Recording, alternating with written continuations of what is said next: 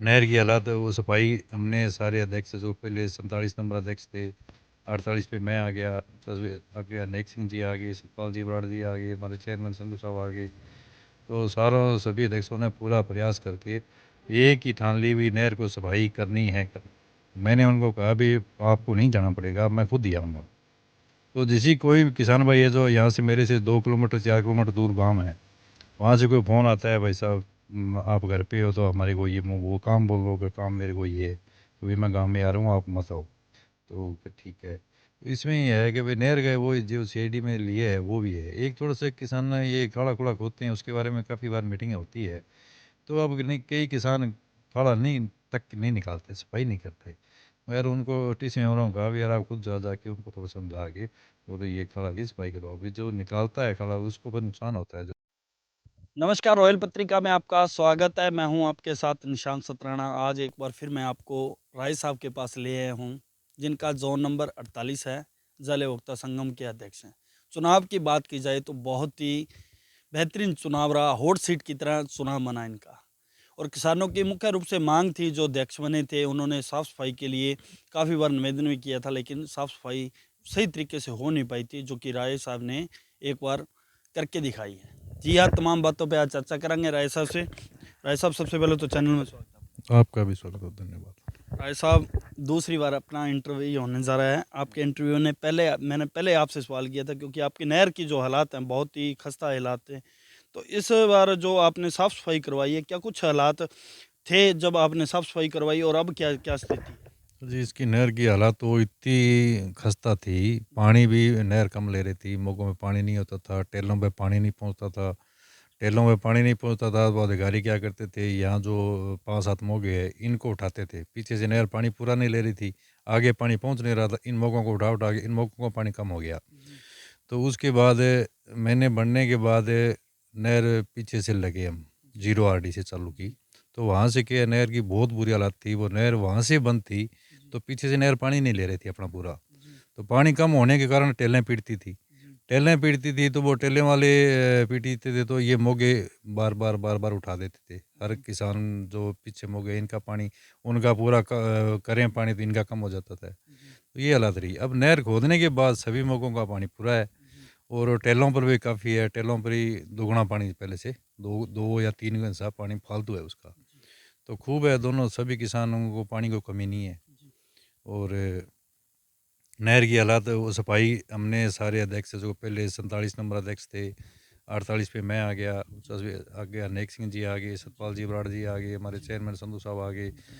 तो सारों सभी अध्यक्षों ने पूरा प्रयास करके एक ही ठान ली हुई नहर को सफाई करनी है। तो जी। हमने 35 RD तक एक मतलब लगातार 2-2 मशीन 3-3 मशीन, ये इतनी सर्दी धुंध में लगे रहे जी। और पूरी सफाई करवा के छोड़ी। नहीं, अब किसानों की बात करें तो किसान कितना संतुष्ट हैं सफाई होने के बाद में? किसान तो जी ये कह रहे थे भी नहर बनने के बाद पहली बार खुदी है, इतनी किसानों को खुशी थी कि पानी यहाँ से, मेरी तमन्ना थी भी पानी बढ़े, जी। तो पानी पूरा बढ़ा। और मोगों के ऊपर बारिश आ गई, थोड़ा बहुत ऊपर बारिश वाला पानी आ गया, तो मोगों के ऊपर से पानी निकलने लग गया। हालांकि कभी नई नहर बनने के बाद आज तक वो मोगे ऊपर जो दीवार होती है जी। उससे नीचे फुट फुट पानी होता था, तो फुट उपाकर पानी ऊपर ऊपर चल गया। जी। लोग किसान है ना, उनको बारिश आई उस टाइम बंद कर रहे थे, जी। उपाकर पानी इतना ओवरफ्लो पानी था। जी, और फ्लो था। हाँ जी। अब मैं जानना चाहूँगा, जैसे कि राय साहब, आपके चुनाव में बड़ा मुख्य रूप से मांग आ रही थी कि जो मामला है, मामले की बारी आ जाती है तो किसान कहीं न कहीं आपकी ढानी की ओर आएँगे। क्योंकि कुछ जो 5 मोगे हैं या 8 मोगे हैं, 8 मोगों के जो किसान हैं वो आपकी ढानी आएँगे तो उनको समस्या का सामना करना पड़ता है। लेकिन सबसे पहला सवाल आपका, उस समय भी आपने उत्तर ये दिया था कि वो भी समस्या नहीं आने देंगे। तो क्या कुछ निस्तारण करवाया?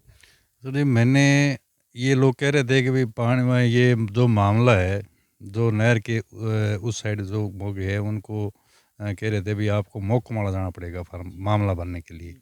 तो मैंने उनको कहा भी आपको नहीं जाना पड़ेगा, मैं खुद ही आऊँगा। जी।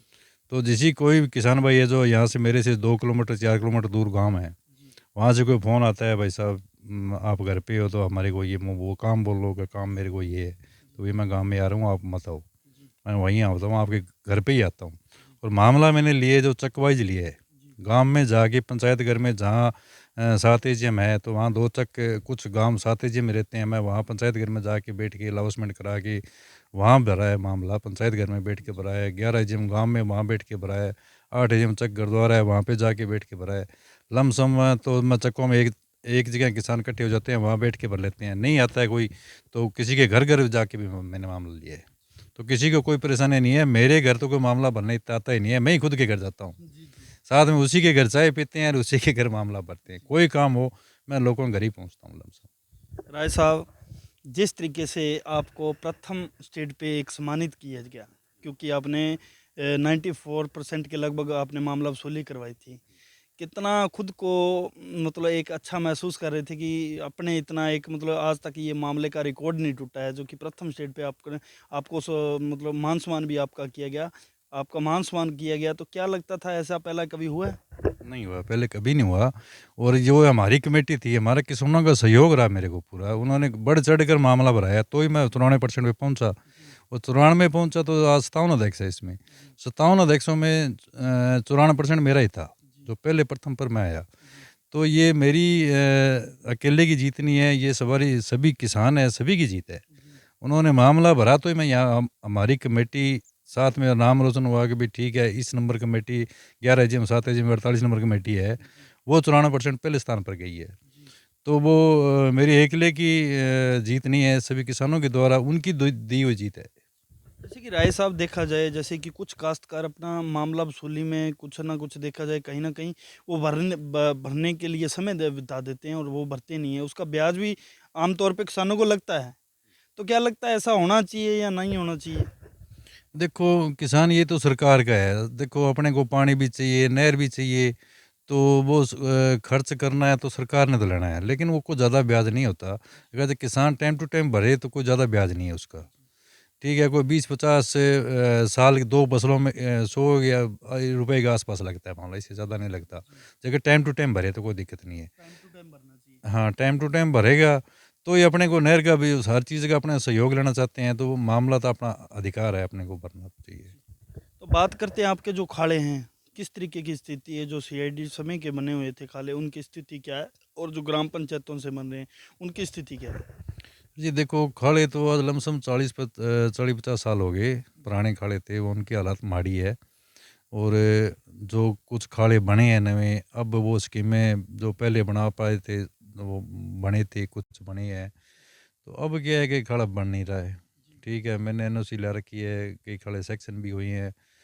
तो हमारे 5 एजीएम का खाड़ा सेक्शन हो गया, और मेरी कमेटी में 9 एजीएम, 8 एजीएम और 11 एजीएम और 12 एजीएम है। तो ये पास हो गए, लेकिन ये बनाना सरपंच साहब पंचायत बना सकती है।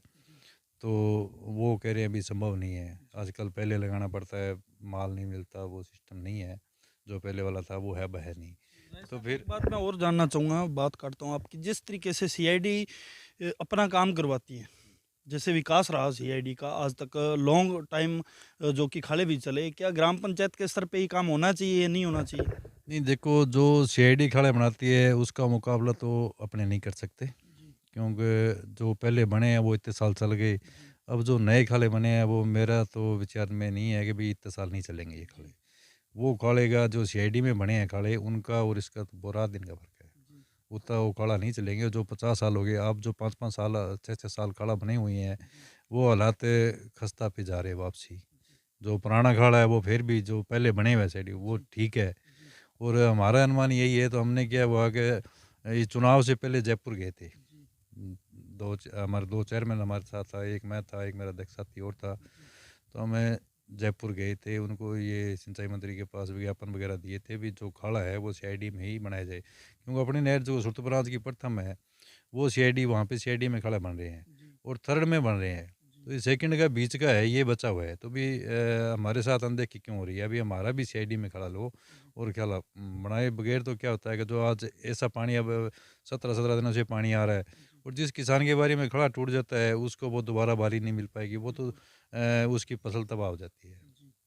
तो जैसे कि राय साहब, एक बात और जानना चाहूँगा, जो मशीनें हैं मोगे की लगी हुई है, आपके लगभग 8 जो मोगे हैं आपके सर्कल में आ रहे हैं, क्या उनकी मशीनें जो लगी हुई हैं सही धरातल पे लगी हुई हैं? क्या पानी वो पूरे काश्तकारों को दे रही हैं?